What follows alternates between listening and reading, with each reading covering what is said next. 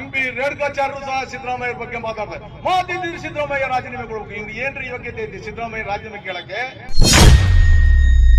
ನಾನು ಸಿದ್ದರಾಮಯ್ಯನವರ DK ಶಿವಕುಮಾರ್ನ ಕಾಂಗ್ರೆಸ್ ಪಕ್ಷವನ್ನ ಸೈದ್ಧಾಂತಿಕ ವಿರೋಧ ಮಾಡ್ತೀನಿ. ಆದ್ರೆ ವೈಯಕ್ತಿಕವಾಗಿ ಯಾವತ್ತೂ ಸಿದ್ದರಾಮಯ್ಯರ ಬಗ್ಗೆ DK ಶಿವಕುಮಾರ್ ಬಗ್ಗೆ ನಾನು ಅಗರ್ವ ಮಾತಾಡಿಲ್ಲ.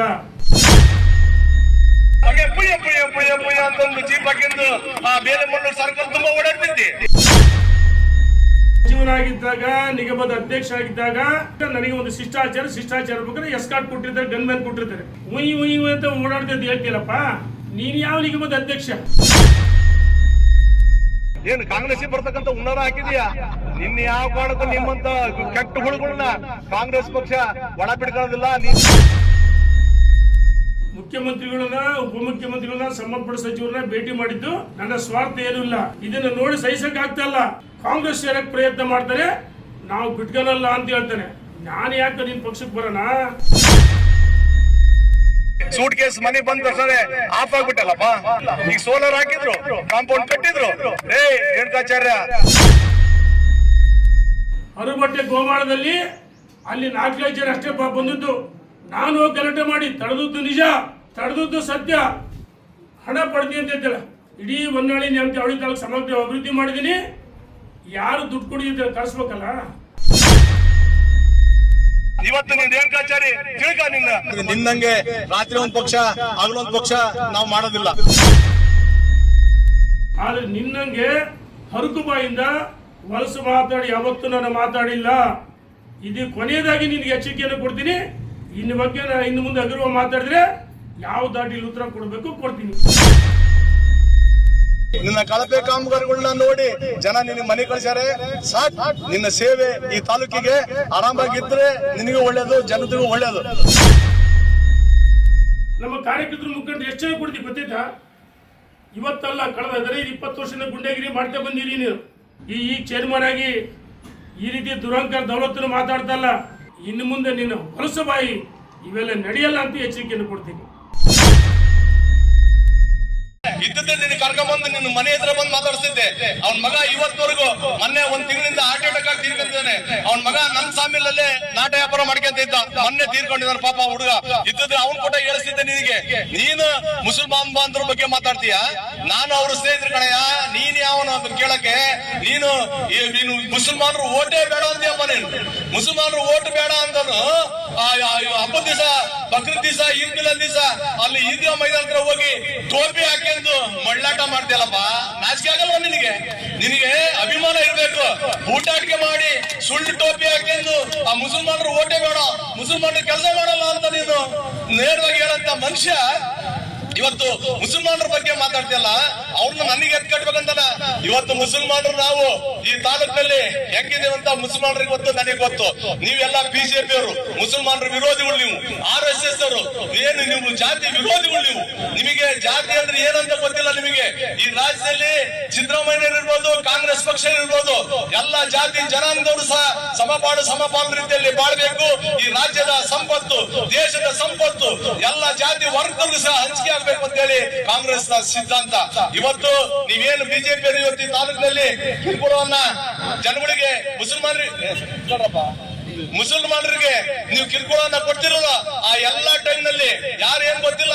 ನೀವೇನಾದ್ರು ಮುಸಲ್ಮಾನ ಮೇಲೆ ದಬ್ಬಾಳಿಕೆ ಮಾಡಕ್ ಬಿಟ್ರೆ, ಅಲ್ಪಸಂಖ್ಯಾತರ ಮೇಲೆ, ಯಾರು ಈ ಸಣ್ಣ ಜನಾಂಗದ ಮೇಲೆ ನೀವೇನಾದ್ರು ದಬ್ಬಾಳಿಕೆ ಮಾಡಕ್ ಹೋದ್ರೆ ನಾನೇ ನಿಮ್ ಎದುರಿಗೆ ಬಂದು ನಿಂತಿರ್ತಕ್ಕಂಥದ್ದು. ಇದು ನಿನಗೆ ರೇಣುಕಾಚಾರ್ಯಗೆ ಗೊತ್ತಿರ್ಲಿ ಅನ್ನೋ ಮಾತನ್ನ ಈ ಸಂದರ್ಭದಲ್ಲಿ ತಿಳಿಸ್ತಾ, ಇವತ್ತು ನೀನು ನನಗೆ ಲೋಕಸಭಾ ಚುನಾವಣೆಯಲ್ಲಿ ಹೀನಾಯವಾಗಿ ಸೋತಿದೆ ಅಂತ ಹೇಳ್ತೀಯಲ್ಲಪ್ಪ ಮಿಸ್ಟರ್ ರೇಣುಕಾಚಾರ್ಯ. ನಾನ್ ನಿನ್ನಂಗೆ ಸೀರೆ ಅನ್ಸಿಲ್ಲ, ಹೆಂಡ ಅನ್ಸಿಲ್ಲ, ಹಣ ಅನ್ಸಿಲ್ಲ. ನಾನು ಕೇವಲ 28 ದಿವಸದಲ್ಲಿ ಇವತ್ತು ಲೋಕಸಭಾ ಚುನಾವಣೆ ಕಾಂಗ್ರೆಸ್ ಪಕ್ಷದ ಅಭ್ಯರ್ಥಿಯಾಗಿ, ಇವತ್ತು ನಿಮ್ಮ ಅಭ್ಯರ್ಥಿ 4-5 ಬಾರಿ ಲೋಕಸಭಾ ಸದಸ್ಯರಾಗಿ, ಒಮ್ಮೆ ಕೇಂದ್ರ ಮಂತ್ರಿ ಆಗಿದ್ದಂತ ವ್ಯಕ್ತಿ ಓಟಿಗೆ 500,000 ರೂಪಾಯಿನ ಕೊಟ್ಟರು. ನಾನು 5 ರೂಪಾಯಿ ಕೊಡ್ದಂಗೆ ಬೇರೆ 22 ದಿನದಲ್ಲಿ, ಅದು 2 ದಿನ ನನ್ನ ನಾಮಿನೇಷನ್ಗೆ ಅದಕ್ಕೆ ಟೈಮ್ ಪಾಸ್ ಆಯ್ತು. ಕೇವಲ 15 ದಿವಸದಲ್ಲಿ 8 ತಾಲೂಕಲ್ಲಿ ಒಂದೊಂದು ತಾಲೂಕಿಗೆ ಒಂದಿನ 1.5 ದಿನ ಹೋಗಿ ಹೆಡ್ ಕ್ವಾರ್ಟರ್ ಅಲ್ಲಿ ಗ್ರಾಮ ಪಂಚಾಯತಿ ಮಟ್ಟದಲ್ಲಿ ಜನಗಳಿಗೆ ಮತವನ್ನ ಕೇಳಿದೆ. ಇವತ್ತು ಆ ಜನ ನನಗೆ 4,85,000 ಮತಗಳನ್ನ ಕೊಟ್ಟು ಇವತ್ತು ನೀನೇನೋ ಸೋತಿದ್ದೆ ಅಂತ ಹೇಳ್ತಿ. ನನಗೆ ಹೆಮ್ಮೆ ಇದೆ. ನೀವೆಲ್ಲ 5 ಬಾರಿ ಅಂದ್ರೆ 25 ವರ್ಷ ನೀವು ರಾಜಕೀಯವನ್ನು ಮಾಡಿ ಹಣ ಹಂಚಿ, ಹೆಂಡ ಹಂಚಿ, ಸೀರೆ ಹಂಚಿ ಚುನಾವಣೆ ಮಾಡಿದ್ರಿ. ನಾನು ಏನಿಲ್ಲದೆ 4,85,000 ಓಟ್ ಕೊಟ್ರಲ್ಲಪ್ಪ ಇಂಥ ಮತದಾರರು. ಇದು ನಿನಗೆ ಎಚ್ಚರಿಕೆ ಇರಲಿ. ನಾನು ಏನಾಗ ಸೋತಿಲ್ಲ. ನಾನು ಅವತ್ತು ಪಾರ್ಲಿಮೆಂಟ್ ಚುನಾವಣೆ ಗೆದ್ದಿದ್ದೇನೆ. ಆದ್ರೆ ನಿಮ್ಮ ಬಿಜೆಪಿಯವರ ಕುತಂತ್ರ, ವಿವಿಎಂ ನ ಕುತಂತ್ರ, ಮತ ಕಳ್ಳತನದಿಂದ ಇವತ್ತು ರಾಹುಲ್ ಗಾಂಧಿ ಅವರು ದೇಶದಲ್ಲಿ ನಿಮ್ಮ ವಿರುದ್ಧ ಹೋರಾಟವನ್ನು ಮಾಡ್ತಾ ಇದ್ದಾರೆ. ನೀವು ಮತ ಕಳ್ಳತನದಿಂದ ಇವತ್ತು ನಮ್ಮನ್ನು ಸೋಲಿಸಿರ್ಬೋದು. ಆದ್ರೆ ನಿಜವಾಗ್ಲೂ ಸಹ ಮತದಾರರ ಹೃದಯದಲ್ಲಿ, ಮತದಾರರ ಆಶೀರ್ವಾದದಿಂದ ನಾನು ಇವತ್ತು ಪಾರ್ಲಿಮೆಂಟ್ ಗೆದ್ದಿದ್ದೇನೆ ಅನ್ನೋ ಮಾತನ್ನ ಈ ಸಂದರ್ಭದಲ್ಲಿ ಹೇಳ್ತೀನಿ. ಜೊತೆಗೆ ನೀನು ನಿಮ್ಮ ಬೇಲೆಮಲ್ಲೂರು ಕ್ಷೇತ್ರದಲ್ಲಿ ನಿಮ್ಮ ತಮ್ಮನ ಹೆಂಡತಿ ನಿಲ್ಲಿಸಿದ್ದಿ, ನಾನು ನಮ್ಮ ಮನೆಯವ್ರನ್ನ ನಿಲ್ಲಿಸಿದ್ದೆ. ಆ ಚುನಾವಣೆಯಲ್ಲಿ ನೀನು ಮಂತ್ರಿ ಆಗಿದ್ದಾರಪ್ಪ, ರಾಜ್ಯದ ಮಂತ್ರಿ. ಹಾಗೆ ಪುಯ್ಯ ಪುಯ್ಯ ಪುಯ್ಯ ಪುಯ್ಯ ಅಂತ ಒಂದು ಜೀಪ್ ಹಾಕಿದ್ದು ಆ ಬೇಲೆಮಲ್ಲೂರು ಸರ್ಕಲ್ ತುಂಬಾ ಓಡಾಡ್ತಿದ್ದಿ. 1.5 ಕೋಟಿ ದುಡ್ಡು ಖರ್ಚು ಮಾಡಿದಿ. ಮನೆ ಕೋಳಿ ಹಂಚಿದಿ, ಸೀರೆ ಹಂಚಿದಿ, ಹೆಂಡ ಹಂಚಿದಿ. ನಾನು ಏನ್ ಹೇಳಿದಾಗ ಜನರ ಕೈ ಮುಗಿದು ಗೆದ್ದಲ್ಲಪ್ಪ. 280 ಓಟಲ್ಲಿ 1 ಓಟೆ ಗೆದ್ದಂಗೆ. ಅಯ್ಯೋ ನನಗೆ ಮೋಸ ಆಗಿದೆ, ನಾವು ಸ್ವಲ್ಪ ಓಟೆ ಸೋತೀವಿ. 1 ಓಟೆ ಸೋತಂಗೆ, 1 ಓಟೆ ಗೆದ್ದಂಗೆ. ಸಿದ್ದರಾಮಯ್ಯನವರು ಚಾಮುಂಡಿ ಎಲೆಕ್ಷನ್ ಅಲ್ಲಿ 280 ಓಟೆ ಗೆದ್ರು. ಇವತ್ತು ಅವರ ರಾಜಕೀಯದ ಜೀವನವನ್ನ ನಿರ್ಣಯ ಮಾಡಿದಂತ ಕ್ಷೇತ್ರ ಚಾಮುಂಡೇಶ್ವರಿ. ಹಂಗೆ ನಮಗೂ ಸಹ ಇವತ್ತು ನಿಮ್ಮ ವಿರುದ್ಧ ನೀನು ಅಧಿಕಾರದಲ್ಲಿ ಅವಾಗ ಏನೋ ಮಂತ್ರಿ ಆಗಿದ್ದಿ, ರಾಜಕೀಯ ಕಾರ್ಯದರ್ಶಿ ಆಗಿದ್ದಿ, ಇವೆಲ್ಲ ಇಟ್ಕೊಂಡು ನಿನ್ನ ವಿರುದ್ಧ ನಾನು ಗೆದ್ದಲ್ಲಪ್ಪ. ಅವಾಗೆ ನನ್ನ ಶಕ್ತಿ ಸಾಮರ್ಥ್ಯ ಏನಂತ ತೋರಿಸಿದ್ದೀನಿ. ನೀನು ಮತ್ತೆ ನನಗೆ ಆಹ್ವಾನವನ್ನ ಕೊಟ್ಟಿದ್ದಿ 28ರ ಚುನಾವಣೆಗೆ ಬಾ ನೋಡ್ಕೊಂತೇನೆ ಅಂತ ಹೇಳಿ. ನಿನಗೆ ನಾನು ಇವತ್ತು ಸವಾಲ್ ಆಗ್ತಾ ಇದ್ದೀನಿ. ಕಾಂಗ್ರೆಸ್ ಪಕ್ಷ ನಮ್ಮ ತಾಲೂಕಿನ ಮತದಾರರು ಆಶೀರ್ವಾದ ಮಾಡಿದ್ರೆ ನಿನ್ನ ಸವಾಲನ್ನ ಸ್ವೀಕಾರ ಮಾಡಿದ್ದೀನಿ. 2023ರಲ್ಲಿ ನಿನಗೆ ಮನೆ ಕಳಿಸಿದೀವಿ.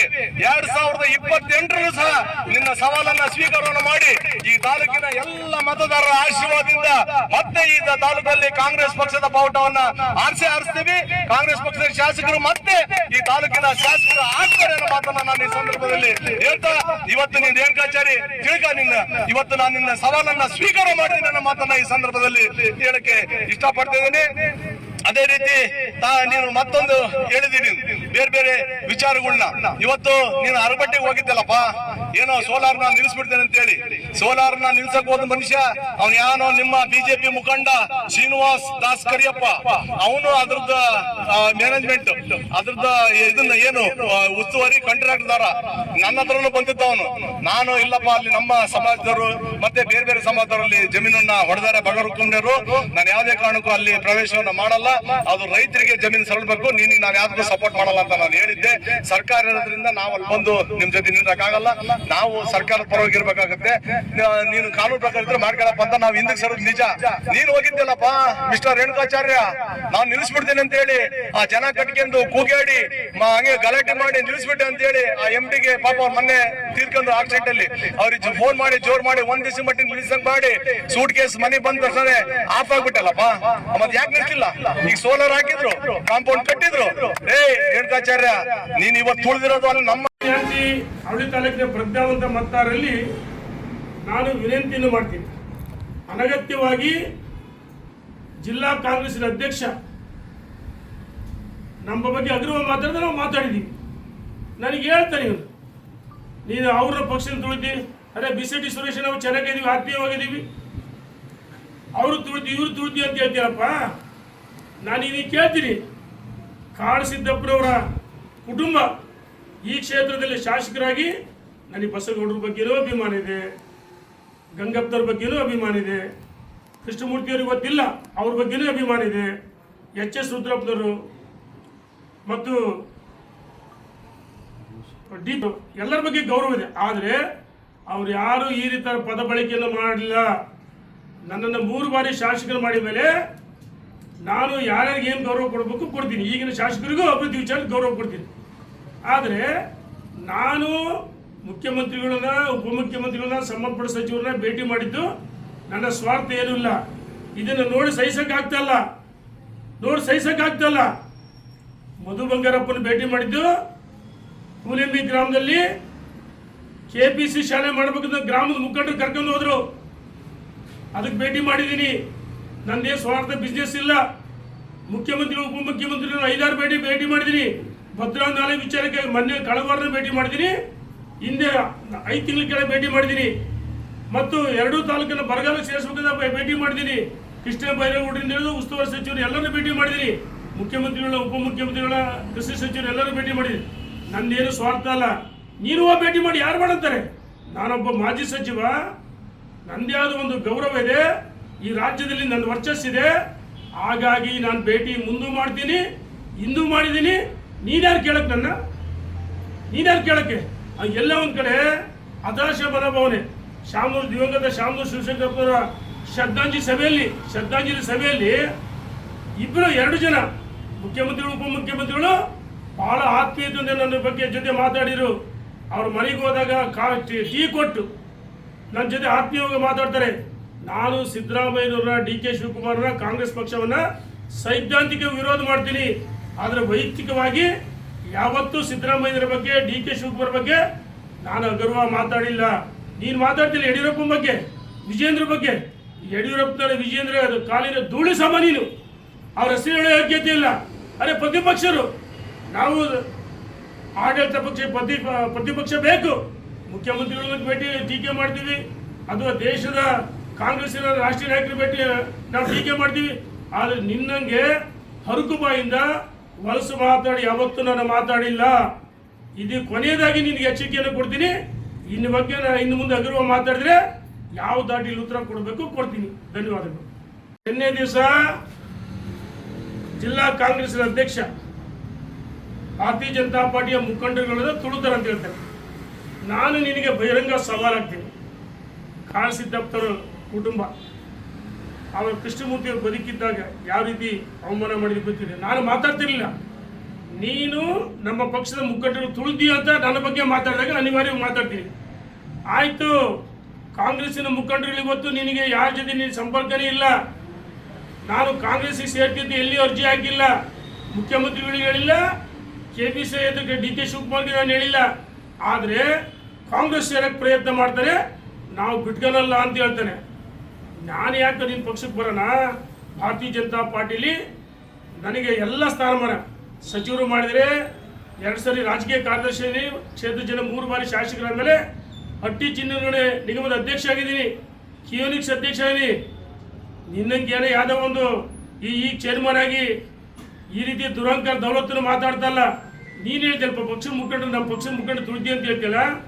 ಆದರೆ ನಾನು ನಿನಗೆ ಕೇಳ್ತೀನಿ, HB ಶಿವಯೋಗಿ ಕಾಳಸಿದ್ದಪ್ಪನವ್ರ ಮಗ ಒಬ್ಬ ಬ್ಲಾಕ್ ಕಾಂಗ್ರೆಸ್ ಅಧ್ಯಕ್ಷನ ಅವಮಾನ ಮಾಡಿ ಬ್ಲಾಕ್ ಕಾಂಗ್ರೆಸ್ ಅಧ್ಯಕ್ಷ ಬದಲಾವಣೆ ಮಾಡಿದೆ ಅಂತ ತಾಲೂಕು ಕಚೇರಿ ಹೇಳ್ತೀಯಲ್ಲ.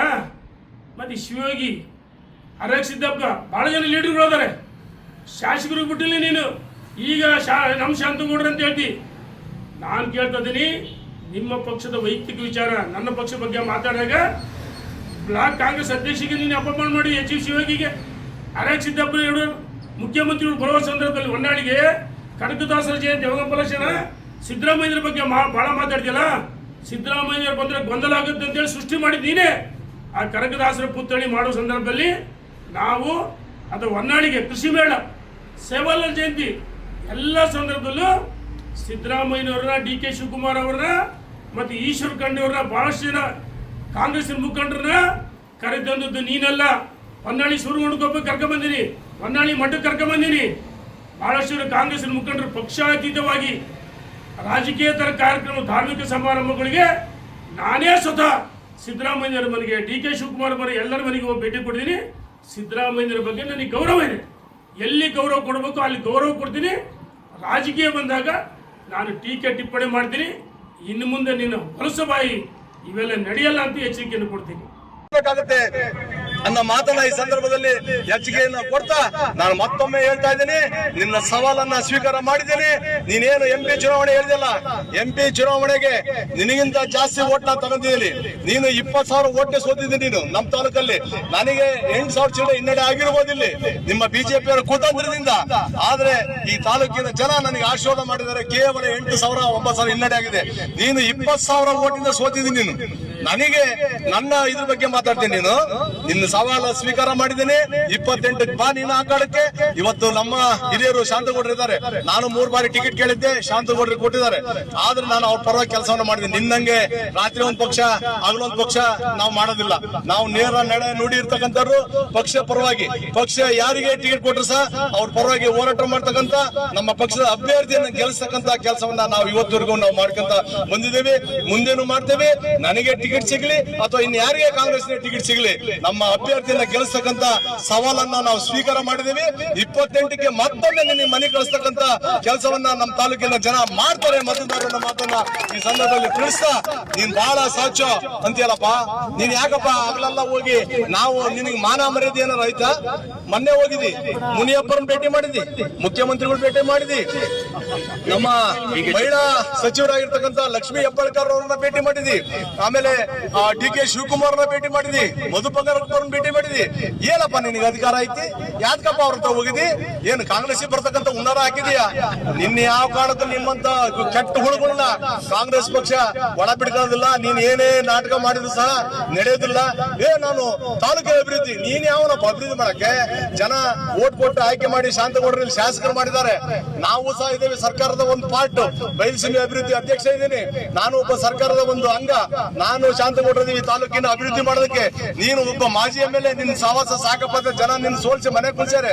ನೀನು ಆಗಲೆಲ್ಲ ಹೋಗಿ ನಾನು ಮುಖ್ಯಮಂತ್ರಿ ಭೇಟಿ ಮಾಡಿದೆ, ಆ ತಾಲೂಕಿನ ಅಭಿವೃದ್ಧಿ ಭೇಟಿ ಮಾಡಿದೆ. ಏನಪ್ಪ ಅಭಿವೃದ್ಧಿ ಮಾಡ್ತೀನಿ ನೀನು? ನೀನು ಮಾಡಿರೋ ಅಭಿವೃದ್ಧಿಗಳನ್ನ ಜನ ನೋಡಿ, ಈ ಲೈಟ್ಗಳು ನೋಡಿ, ನಿನ್ನ ಕಳಪೆ ಕಾಮಗಾರಿಗಳನ್ನ ನೋಡಿ ಜನ ನಿನ್ನ ಮನೆ ಕಳಿಸ್ಯಾರೆ. ಸಾಕ್, ನಿನ್ನ ಸೇವೆ ಈ ತಾಲೂಕಿಗೆ ಆರಾಮಾಗಿದ್ರೆ ನಿನಗೂ ಒಳ್ಳೇದು, ಜನತೆಗೂ ಒಳ್ಳೇದು.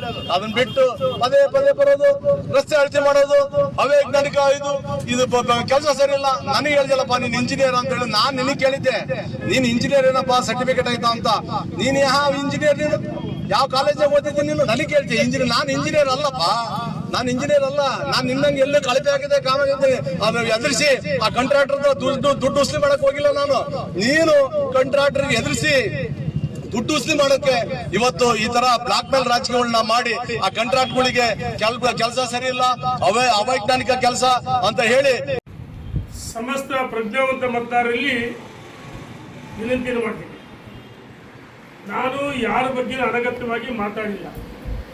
ನನ್ನ ಬಗ್ಗೆ ಬಹಳ ಹಗುರವಾಗಿ ಮಾತಾಡಿದಾಗ ಅಥವಾ ನಮ್ಮ ಕಾರ್ಯಕರ್ತರು ಮುಖಂಡರ ಬಗ್ಗೆ ಹಗುರವಾಗಿ ಮಾತಾಡಿದಾಗ ನಾನು ಜಿಲ್ಲಾ ಕಾಂಗ್ರೆಸ್ ಅಧ್ಯಕ್ಷ ಗುಂಡ ಅಂತ ಪದ ಬಳಸಿದ್ದು ನಿಜ. ಆದರೆ ನಿನ್ನೆ ದಿವಸ ಈತ ನನಗೆ ಏನು ಹೇಳ್ತಾರೆ, ಸಾಮಾಜಿಕ ಜಾಲತಾಣ ಹುಚ್ಚಿರುತ್ತೆ. ಹುಚ್ಚಿರು ನಿನಗೆ.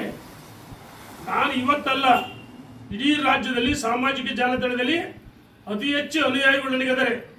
ಫೇಸ್ಬುಕ್ನಲ್ಲಿ ಅದಾರೆ, ಇನ್ಸ್ಟಾಗ್ರಾಮ್ನಲ್ಲಿ ಅದಾರೆ, ವಿತ್ ಟ್ವಿಟ್ಟರ್ನಲ್ಲಿ ಅದಾರೆ. ನನ್ನದೇ ಆದ ಒಂದು ಈ ಕ್ಷೇತ್ರದ ಜನ ನನ್ನ ಆಯ್ಕೆ ಮಾಡಿದರೆ ನನ್ನದೇ ಆದ ಗೌರವ ನನಗಿದೆ. ನಾನು ನಿನಗೆ ಕೇಳ್ತೀನಿ, ನಮ್ಮ ಕಾರ್ಯಕರ್ತರು ಮುಖಂಡರು ಎಷ್ಟು ಜನ ಕೊಡ್ತೀವಿ ಗೊತ್ತಿತ್ತಾ? ಇವತ್ತಲ್ಲ, ಕಳೆದ 15-20 ವರ್ಷದ ಗುಂಡಾಗಿರಿ ಮಾಡ್ತಾ ಬಂದಿರಿ. ನೀನು ಪಟ್ಟಿ ಬಿಡುಗಡೆ ಮಾಡ್ತೀನಿ, ಯಾರ್ಯಾರಿಗೆ ಎಷ್ಟು ಹೊಡಿತೀವಿ, ಎಷ್ಟು ಜನರಿಗೆ ಹೊಡಿತೀವಿ ಅಂತ ಹೇಳಿ.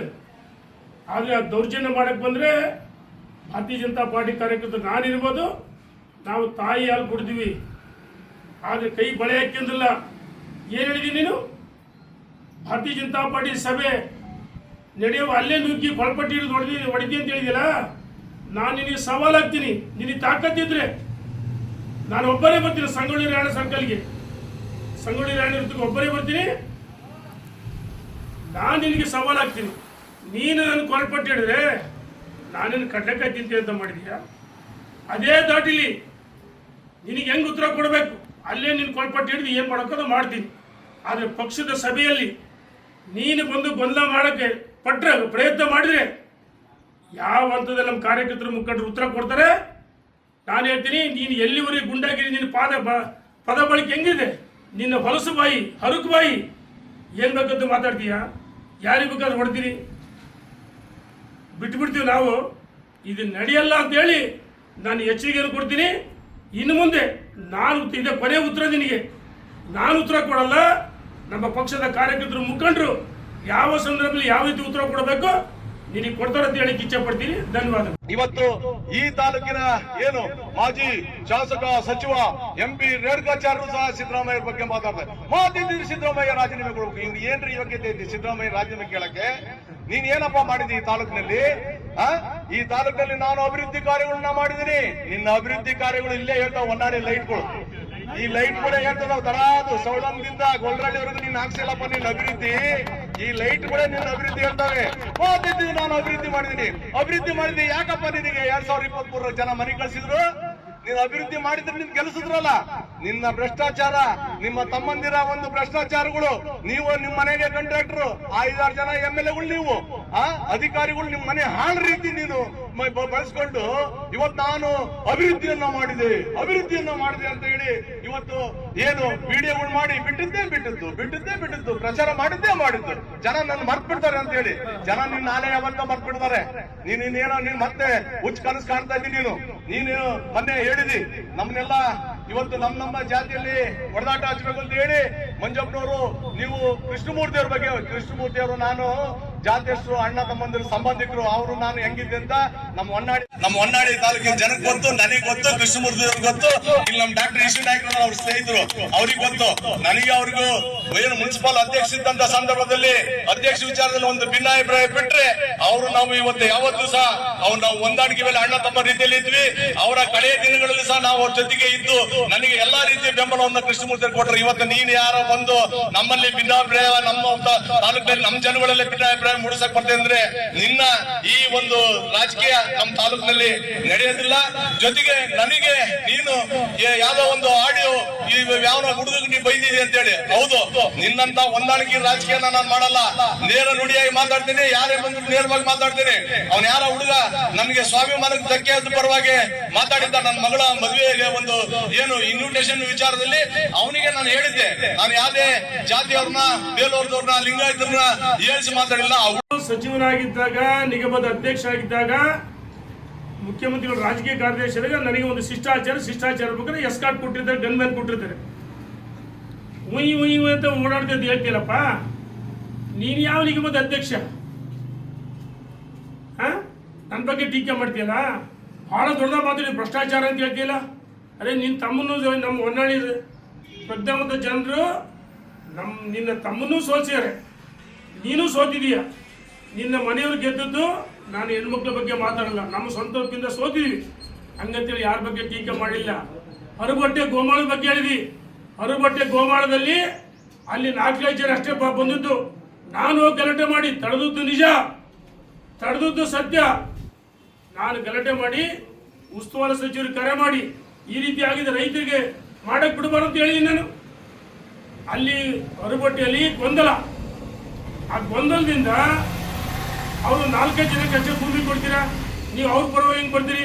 ಕುರಿ ಮೇಸಕ್ಕೆ ಜಮೀನು ಬೇಕು, ಊರಿಗೆ ಜಮೀನು ಬೇಕು, ತರಕಾರಿ ಮೇಸಕ್ಕೆ ಜಮೀನು ಬೇಕು. ನೀವು ಎಂಟ್ರಿ ಕೊಟ್ಟರೆ ಕುರಿ ಮೇಸಕ್ಕೆ ಕೊಡ್ರಿ, ಇಲ್ಲ ಗ್ರಾಮಕ್ಕೆ ಕೊಡ್ರಿ. ನೀವು 4-5 ಜನಕ್ಕೆ ಹೆಂಗೆ ಪರವಾಗಿ ಬರ್ತೀರಿ ಅಂದಕ್ಕೆ ನಾನು ಯಾರಿಗೆ ಗಮನ ತರಬೇಕು ತಂದಿದ್ದೀನಿ. Suitcase ಬಂತಂತೆ.